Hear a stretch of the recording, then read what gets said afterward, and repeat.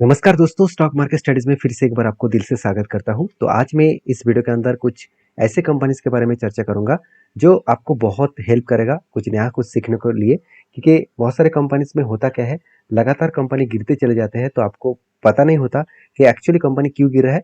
और कुछ कंपनी भागते चले जाते हैं तो ये भी पता नहीं होता कि कंपनी कहाँ तक जा सकते हैं और किस लिए वो भाग रहा है। तो सारे पॉइंट्स में आपके साथ डिस्कशन करूंगा, तो वीडियो को लास्ट तक देखिएगा। तो सबसे जो पहले जो कंपनीज के बारे में चर्चा करूँ उसका नाम है टाटा टेक्नोलॉजीज लिमिटेड। तो पिछले दिनों में टाटा टेक्नोलॉजीज लिमिटेड के ऊपर रिजल्ट आया था, तो फाइनली किस तरीके से रिजल्ट किया वो देखना बहुत जरूरी है।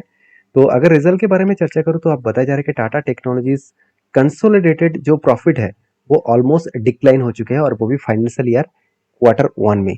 तो जो प्रॉफिट ग्रोथ है वो खराब हो, वो भी कितना खराब हुआ चलो मैं आपको दिखाता हूँ।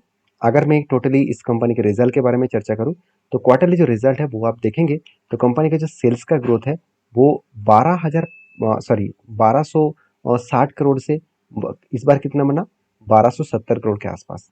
मतलब कंपनी के ऊपर सेल्स तो बढ़े, चलो कोई बात नहीं, मगर कंपनी क्वार्टर्स को बीट नहीं कर पाया क्योंकि क्वार्टर्स में कंपनी का सेल्स था 1300 करोड़ के आसपास। एक्सपेंस कंपनी मिटाया, उस एक्सपेंस के बाद कंपनी का नेट प्रॉफिट 192 करोड़ से 162 करोड़ तक बने। मतलब जो नेट प्रॉफिट है उसमें कंपनी का जो ग्रोथ है वो थोड़ा सा खराब हो चुके हैं, और यही खराब होने के कारण कंपनी के ऊपर लगातार गिरते चले जा रहे हैं। शेयर में लगातार गिरावट हो रहा है।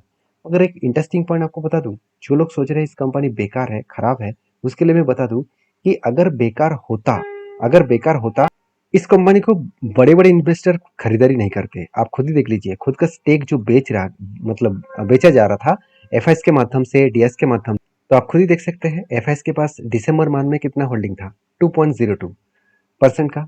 और एफएस के पास मार्च 2024 में कितना होल्डिंग बढ़े, 1.10, मतलब स्टेक को बेचा था 1% के आसपास। और इस बार जून क्वार्टर में क्या किया गया, फिर से स्टेक को बढ़ा दिया गया। उसी तरीके से डीएस ने भी खुद के स्टेक को बेचा था, अभी इस बार स्टेक को बढ़ा दिया रहा है। तो क्या इंस्टीट्यूशन बेकार, मतलब बेवकूफ है? क्या वो खुद इस खराब टाइम में भी बाई कर रहा है? ऐसे बिल्कुल नहीं। कंपनी में दम है तो इसीलिए इंस्टीट्यूशन बाई कर रहा है। कंपनी में कितना दम है आप खुद ही देख लीजिए। कर्जा एकदम ना के बराबर है, रिजर्व हर साल में बढ़ते चले जा रहे हैं, फिक्स्ड एसेट भी हर साल बढ़ते चले जा रहे हैं। उसके साथ साथ अगर आदर्श एसेट में देखें तो ट्रेड भी अच्छा खासा ग्रोथ हुआ। लास्ट 5 ईयर्स में कंपनी का ट्रेड रिसीवेबल डबल हो चुके हैं। और उसके साथ साथ ये भी देखेंगे तो क्या हाथ में कैश जो 380 करोड़ था वो आज 900 करोड़ हो चुके हैं। मतलब 3 गुना बढ़ चुके हैं, ऑलमोस्ट 3 गुना, 2.5 गुना आप बोल सकते हैं। तो सारे चीज़ों के हिसाब से बात किया जाए तो कंपनी में दम है, तो इसलिए कंपनी आगे बढ़ रहा है। अभी रही बात टेक्निकली चार्ट पैटर्न्स का, तो कंपनी के ऊपर देखिए लगातार लगातार करेक्शन हो रहा है, गिरते चले जा रहा है, गिरते चले जा रहा है। तो जो लोग सोच रहे हैं कि कितना गिरेगा, कितना और गिरेगा, कहाँ से बाउंस बैक करेगा, उसके लिए मैं पहले ही बोल चुका हूँ, जो कंपनी लगातार गिरते चले जा रहे हैं और छोटा मोटा क्वांटिटी, मतलब रेंज के बेसिस में वो ट्रेड करके नीचे आ रहा है, तो वो हमेशा एक सपोर्ट के लिए इंतजार कर रहा है। अभी सपोर्ट तो यहाँ पे डायरेक्टली आपको नहीं मिलेगा, क्योंकि अगर मैं यहाँ पे आपको पिवट टेबल ओपन करके दूँ तो जो नेक्स्ट सपोर्ट लेवल है अगर उसको मैं मार्किंग करके दूँ तो ओवरऑल इसका सपोर्ट जो आने वाला है 973 के आसपास। तो क्या इस लेवल तक इंतजार करना चाहिए उसके बाद बाय करना चाहिए? ऐसे बिल्कुल नहीं। मैं आपको सिर्फ सपोर्ट और रेजिस्टेंस दिखा रहा था। तो देखिए, मैं एक चीज आपको बोल सकता हूँ कि आप जाकर एक बार एलआईसी को देख लेना, एक बार जोमेटो को देख लेना, एक बार Ujjivan small small finance bank को देख लेना। ये सारे चीजों को आप देखेंगे तो उसमें क्या हुआ, जब लिस्टिंग हुआ, जिस दिन लिस्टिंग हुआ उसके बाद बिग, कुछ दिनों के बाद ही बिग क्रैश हुआ। उसके बाद क्या है, यू टर्न लिया और उसके बाद फिर से वो लाइफ टाइम हाई को अचीव किया। लाइफ टाइम हाई को वो फिर से टारगेट को अचीव किया। तो मुझे लगता है जिस तरीके से सिचुएशन बने उस सिचुएशन के बेसिस में कंपनी में फिर से रीबाउंस करने का जरूर एक सिचुएशन देखने को मिलेगा। तो मैं इस कंपनी के ऊपर बुलिश हूँ। हाँ, फिलहाल के लिए मेरा कोई ट्रेंड नहीं है, जब कोई पोजीशन बनेगा तो मैं आपके साथ जरूर शेयर करूंगा। नेक्स्ट जो कंपनी उसका नाम है जियो फाइनेंशियल लिमिटेड। इसके ऊपर भी सेम टू सेम हालत है, इसका भी सेल्स डाउन हो चुके हैं। आप खुद ही देख लेना, Jio financial services posted decline in financial year quarterly 1 result, और वो भी कंसोलिडेटेड नेट प्रॉफिट। मतलब जो डिक्लाइन देखने को मिला वो भी रिजल्ट के ऊपर। कितना डिक्लाइन है, अगर टोटल डिक्लाइन के बारे में बात करूँ तो जियो फाइनेंस के ऊपर जो डिक्लाइन है, अगर मैं क्वार्टर रिजल्ट के बारे में बात करूँ आप देखेंगे तो सेल्स लगातार एक ही रेंज के ऊपर है। मगर पिछले सालों के तुलना से कंपनी की इस बार सेल्स तो थोड़ा सा बढ़े, मगर पिछले क्वार्टर के तुलना से सेम टू सेम है। अभी दिक्कत कहाँ पे है, कंपनी का नेट प्रॉफिट में। पिछले साल में 332 करोड़ का प्रॉफिट हुआ था, इस बार वो घट के 313 करोड़ हो चुके हैं।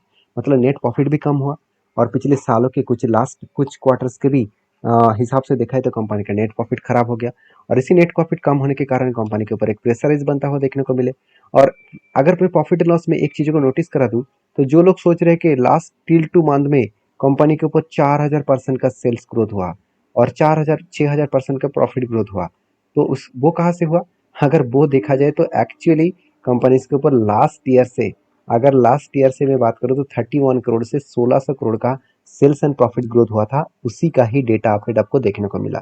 तो जल्द से जल्द वो डेटा चेंज होने वाला है, क्योंकि 2024 के हिसाब से यहाँ से कंपेयर किया जाए तो कंपनी का इस बार सेल्स एंड प्रॉफिट डाउन हो चुके हैं, और यही कारण की वजह से शेयर में लगातार कुछ दिनों से करेक्शन का माहौल देखने को मिला।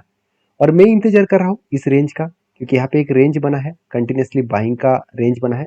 मतलब कंटिन्यूसली कितना कैंडल बाइंग बने, एक, दो, तीन, चार, पाँच, पाँच के पाँच बाइंग कैंडल बने, जो टोटल रेंज निकल का है 26%। तो 26% के आसपास रेंज बने, जब इस नीचे लेवल को टच करेगा तब एंट्री बनेगा मेरा, और इस हाई लेवल तक टारगेट बनेगा। तो देखिए, मैं कोई आपको बाय सेल का रिकमेंडेशन नहीं कर रहा हूँ, ये मेरा हमेशा कुछ रिक्सी ट्रेड होते हैं। वो रिक्सी ट्रेड को आपको मैं आपके साथ इसीलिए शेयर करता हूँ, क्योंकि आप इस स्ट्रैटेजीज को पहले सीखिए। एटलीस्ट पीछे जाकर 10 साल बैक टेस्टिंग करिए। लास्ट 10 ईयर्स का बैक टेस्टिंग करने के बाद ही आपको पता चलेगा कि हाँ, इस स्ट्रैटेजीज में कितना दाम है, कितना पोटेंशियल है। तो मैं इस कंपनी के ऊपर बुलिश हूँ। आपकी क्या राय है, जरूर मुझे कमेंट्स करना। हाँ, फिलहाल के लिए मेरा कोई ट्रेड नहीं है, जब इस नीचे लेवल को टच करेगा तब कुछ डिसीजन बन सकते हैं। अगर यहाँ से भी करेक्शन होकर ऊपर गए तो भी कुछ पोजीशन यहाँ पे बन सकते हैं, कफ विद 100% बेसिस में। तो नेक्स्ट जो कंपनी है उसका नाम है एमसीएक्स। मुझे बार बार यही कमेंट्स आ रहा है कि सर अभी एमसीएक्स के ऊपर खतरा आने वाला है, क्योंकि गवर्नमेंट ने तो स्टैम्प ड्यूटी चार्जेस बढ़ा दिया एफएनओ के ऊपर, साथ ही साथ शॉर्ट टर्म कैपिटल गेन बढ़ा दिया। 15% पहले टैक्सेस था, उसको 20% कर दिया गया।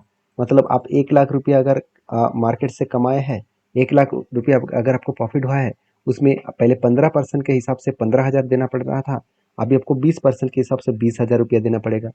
तो ये जो चार्जेस बढ़ा दिया गया, उसके साथ साथ स्टॉक ब्रोकिंग जो कंपनीज के ऊपर ब्रोकरेज कम कर दिया गया, और जो जीरो ब्रोकरेज का कॉन्सेप्ट था वो भी बंद कर दिया गया, और डिस्काउंट ब्रोकरेज का जो कॉन्सेप्ट था वो भी सेबी ने रूल्स को चेंज किया। तो इतने सारे चेंजेस होने के बाद तो एमसीएक्स के ऊपर तो अभी घाटा होने वाला है? ऐसे बिल्कुल नहीं। आप एक चीज़ों को पहले समझिए, जो लोग सिगरेट पीती है, अगर उसको जाकर आप कल बता दें कि चलो आप 10 रुपया में एक सिगरेट खरीद के पीते हैं, तो कल इसका प्राइस 12 रुपीज़ होने वाला है, क्या वो सिगरेट छोड़ देंगे? बिल्कुल नहीं, बिल्कुल नहीं। वो जितना पीती है उतना ही पीते रहेंगे। हाँ, शायद एक दो कम कर देंगे, कुछ दिनों के बाद वो भी देख लेना, वो फिर से वो एवरेज उसका हर दिन जितने सारे वो पीते हैं उतना वो पीते रहेंगे। तो एग्जाम्पल मैं इसीलिए दिया क्योंकि मार्केट एक एडिक्शन के जैसे है, एक देखा जाए तो एक अल्कोहल जैसा, जो एक बार नशा लग गया तो वो छोड़ नहीं पाएंगे जितने टाइम में आपके हाथ में पैसा है। अगर आपके सिगरेट पीने का हाथ में पैसा ही नहीं है तो आप सिगरेट नहीं पियेंगे। तो उसी तरीके से आपके हाथ में अगर पैसा है तो आप जितना भी गवर्नमेंट चार्जेस बढ़ा दे, तो उसके लिए हमेशा आपको, मतलब जो डेटा है, आपको हमेशा ज़्यादा इन्वेस्टमेंट देखने को मिलेगा। हाँ, एक बात मैं ज़रूर कहूँगा कि फ्यूचर एंड ऑप्शंस के हिसाब से देखा जाए तो फ्यूचर एंड ऑप्शंस को बंद करने के लिए गवर्नमेंट को कुछ अलग सोचना चाहिए था, मगर गवर्नमेंट खुद के फ़ायदे के लिए 4-5 टैक्सेस ऐड कर दिया रिटेल पब्लिक के ऊपर, और ये सोचकर ऐड कर दिया कि बाकी लोग काम नहीं करेंगे अगर टैक्स बढ़ दिया जाए तो। ऐसे बिल्कुल नहीं। तो टैक्स बढ़ने से क्या लोग खाना पीना छोड़ दिया? टैक्स बढ़ने से क्या लोग पेट्रोल डीजल खरीदना बंद कर दिया? बिल्कुल नहीं ना। तो यहाँ पे भी सेम टू सेम चलेगा। मार्केट में लोगों के मन में देखिए, इंडिया में यंग स्टार, जो यंग जनरेशन है वो सबसे ज़्यादा है, और यंग जनरेशन के एक में बात मैं देख चुका हूँ, वो हमेशा यही ढूंढता रहता है कि कहाँ से उसको पैसा मिलेगा, कहाँ से उसको इनकम मिलेगा। तो वो यही सोचकर मार्केट के ऊपर पैसा लेके आएंगे, कहाँ से लेके आएंगे उसको पता नहीं है। घर से चोरी करके भी ले आ सकते हैं, और मतलब आप दूसरी जगह पे से वो कमा कर भी ले आ सकते हैं। तो कुछ भी करके मार्केट से पैसा लेके आएंगे और यहाँ से वो लॉसेस करेंगे, क्योंकि सेबी खुद बता रहा है कि 95% लोग एफएनओ में लॉस कर रहा है। तो गवर्नमेंट को ऐसे करना नहीं चाहिए था, गवर्नमेंट को कुछ रूल्स को चेंज करना चाहिए था। हाँ, कुछ नया रूल्स आने वाला है जो छोटे मोटे पैसा लेकर मार्केट में काम करने के आते हैं, मतलब अराउंड 40 to 50,000 के नीचे, तो शायद उसके लिए कुछ रेस्ट्रिक्शन अभी एफएनओ के ऊपर होने वाला है। तो अभी क्या देखा जाएगा, क्या सेबी के तो हर हर टाइम मतलब अलग अलग रूल्स वो लेके आते हैं। तो देखा जाएगा इस बार क्या होने वाला है। तो इतने सारे पॉइंट्स में इसीलिए डिस्कशन किया हूँ, क्योंकि एमसीएक्स के ऊपर जो लोग सोच रहे हैं कि कंपनी खतरे में पड़ सकते हैं, बिल्कुल नहीं। शायद कुछ दिनों का करेक्शन होगा, फिर से वो रिकवरी करेगा। हाँ, एक बात मैं जरूर कहूँगा, कंपनी का वैल्यूएशन बहुत हाई है, इस बेसिस में शेयर में करेक्शन होने का चांसेस है।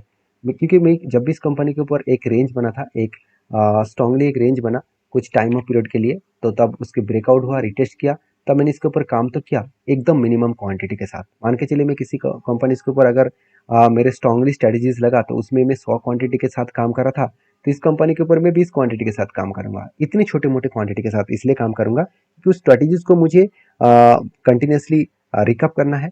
क्या सही में स्ट्रेटेजीज में दम है, कि क्या इस खराब टाइम में भी रिजल्ट अच्छा होने के बाद भी, वैल्यूएशन हाई होने के कारण भी इस कंपनी का टारगेट दे सकते हैं, तो उसको मुझे प्रेडिक्शन करना है। तो इसलिए प्रेडिक्शन में कागज कलम में नहीं करता हूँ, डायरेक्टली मैं एंट्री करके करता हूँ। तो छोटे क्वांटिटी के साथ भी मैं एंट्री करके इसीलिए देखता हूँ क्योंकि मेरा स्ट्रेटेजी सही है क्या गलत है।